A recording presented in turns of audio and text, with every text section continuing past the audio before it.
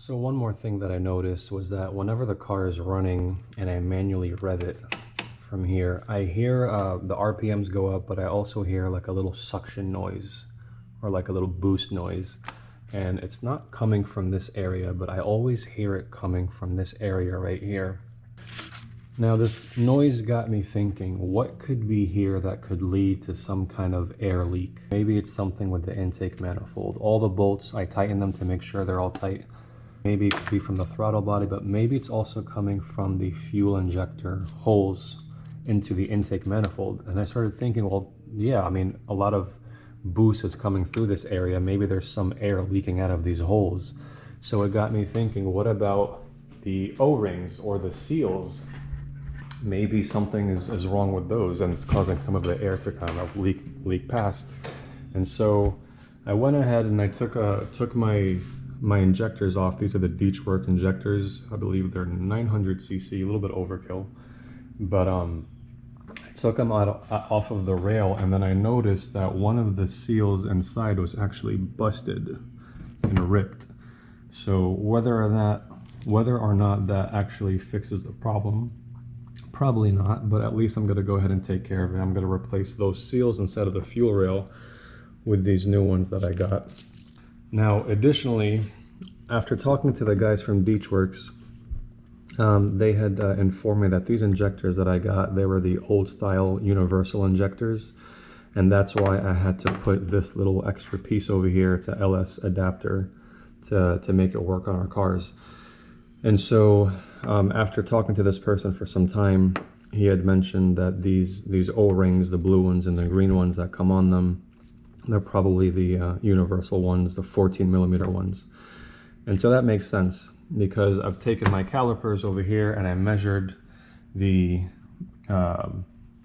space over here to see what size it would require, and both the fuel rail and the intake manifold, they're around 14mm, so that makes sense.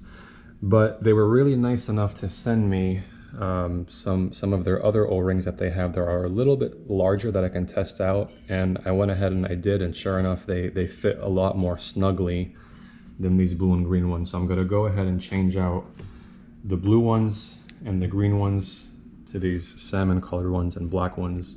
So these should be 16mm ones that will go on the intake side to make sure that that snug fit is there.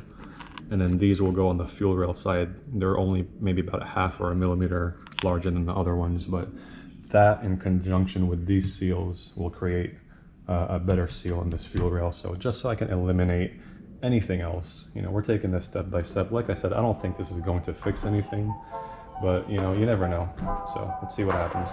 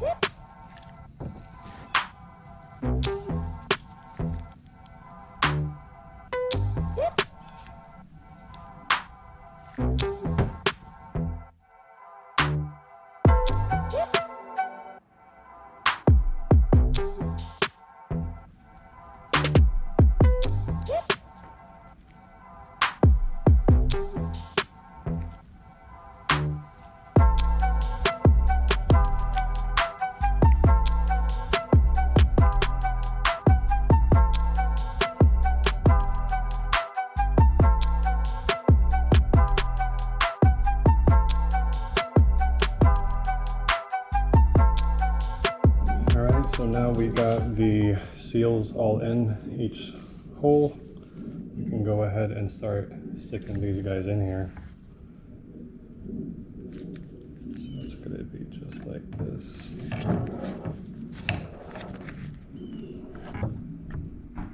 There you go.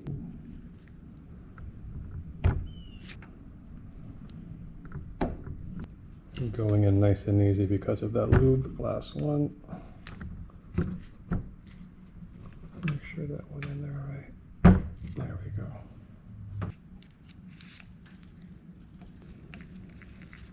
Alright, so now that everything is lubed up and ready to go back in, I cleaned the perimeters of the fuel injector holes just to get that dirt out. And now I can go ahead and get this thing back in here. There we go. Pop those guys in.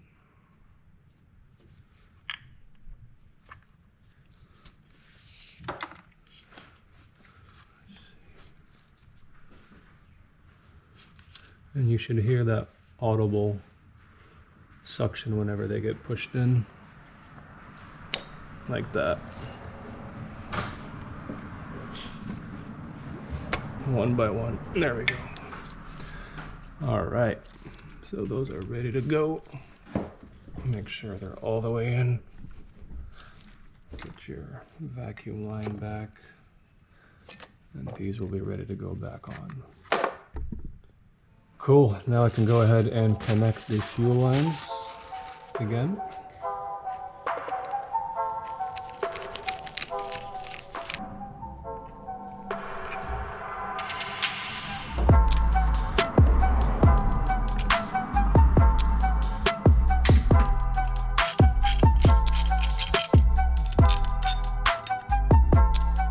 Okay, everything's back together. Gotta go ahead and prime the fuel system again to get that fuel pumping.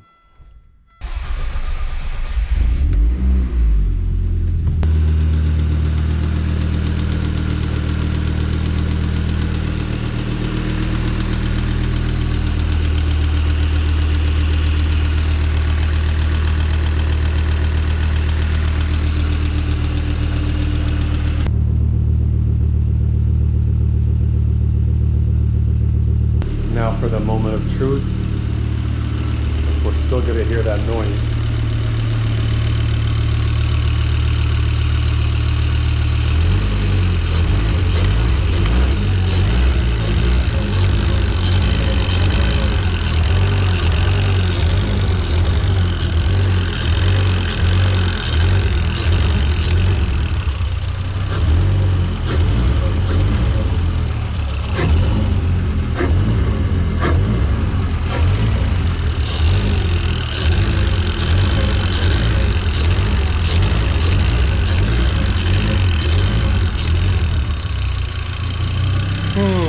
Not really sure.